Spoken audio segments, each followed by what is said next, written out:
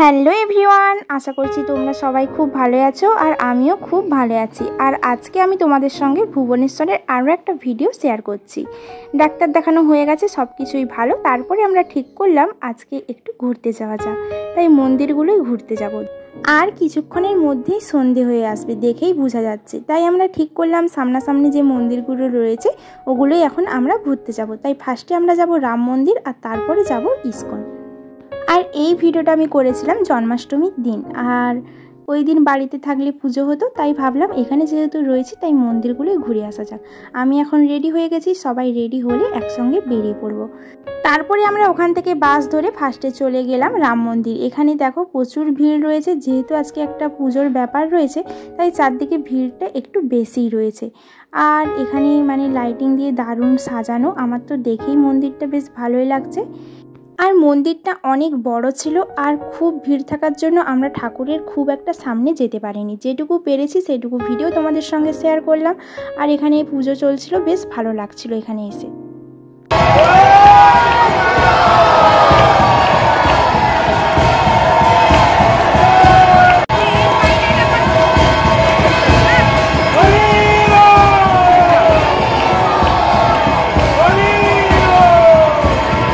তারপর আমরা ঠাকুরের কাছে প্রণাম সেরে ঠাকুরকে প্রার্থনা করে দেখে চলে এলাম বাইরে।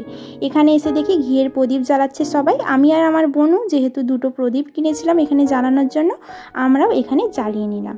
সবার মতো করে আমরা দেখে দেখে আমরাও প্রদীপ জ্বালিয়ে ঠাকুরের কাছে প্রার্থনা করে আমরা প্রদীপগুলো এখানে রেখে দিলাম।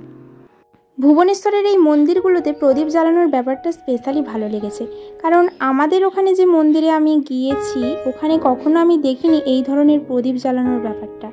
কারণ ঠাকুরের কাছে যতই পূজা হয়ে থাকুক, আমরা যে যার মনস্কামনা বা প্রার্থনা আলাদাভাবে ঠাকুরের কাছে প্রদীপ জ্বালিয়ে করলাম, এইটা আমার বেশ ভালো লেগেছে।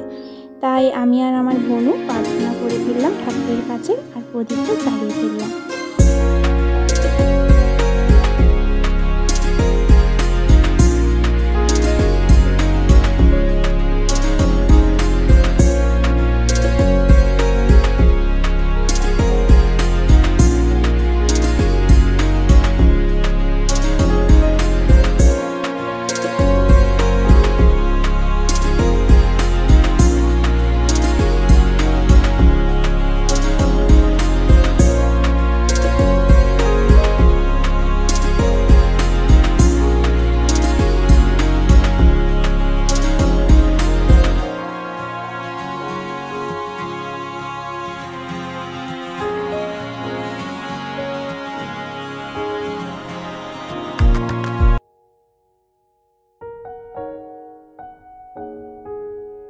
তারপর আমরা পুরো মন্দিরটা চারপাশ ভালো করে ঘুরে এখন আমরা বেরিয়ে পড়লাম ইস্কনে যাওয়ার জন্য। তারপর এখানে আমরা অটোতে উঠে পড়েছি আর পুরো রাস্তাটা খুব সুন্দর লাইটিং দিয়ে সাজানো ছিল। তারপরে ইস্কনে যাওয়ার আগে আমরা ভাবলাম এখানে একটা শপিং মল ছিল, একটু ঘুরে আসা যাক।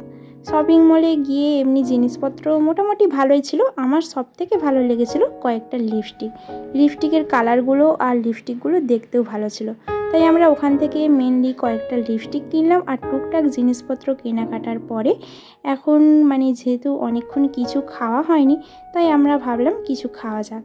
আর ওই শপিং মল থেকেই আমরা কেক কিনেছিলাম, তাই এখন আমরা একটু কেক খেয়ে নেব, কারণ মন্দিরে যাওয়ার আগে সেরকম কিছু খাওয়ার টাইম হবে না।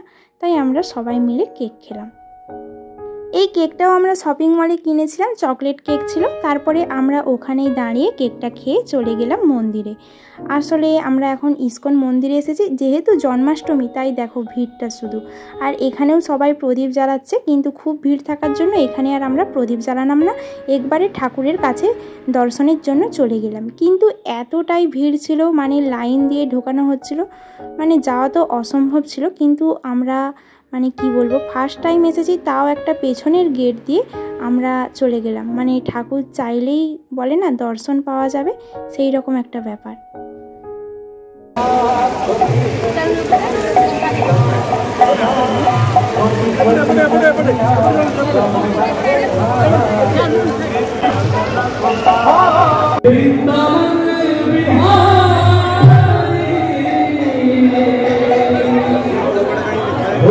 संग सज रही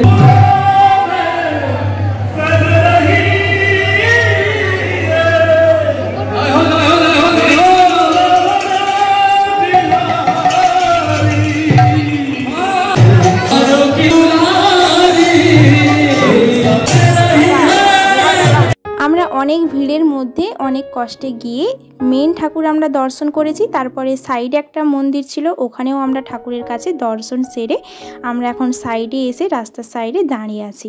আসলে আমরা সবাই একসঙ্গে গিয়েছিলাম, কিন্তু এত ভিড়ের মধ্যে সবাই আলাদা হয়ে যায়। আমি আর আমার বোনু ফার্স্টে ঠাকুরের কাছে প্রার্থনা করে দেখে রাস্তার সাইডে এসে বাড়ির আর বাকিদের জন্য ওয়েট করছি, কারণ একসঙ্গে ভিড়ের মধ্যে কখনোই সম্ভব হতো না। তাই আমরা এখন সবাই আলাদা হয়ে গেছি। আমি আর আমার বোনু ঠাকুরের কাছে প্রণাম সেরে এসে রাস্তার ধারে দাঁড়িয়ে আছি, আর বাকিরা এলে একসঙ্গে সবাই যাব। দেখো সবাই চলে আসছে, তাদেরও প্রণাম হয়ে গেছে। আজকের মতো টাটা, দেখা হচ্ছে নেক্সট ভিডিওতে। সবাই ভালো থেকো, সুস্থ থেকো।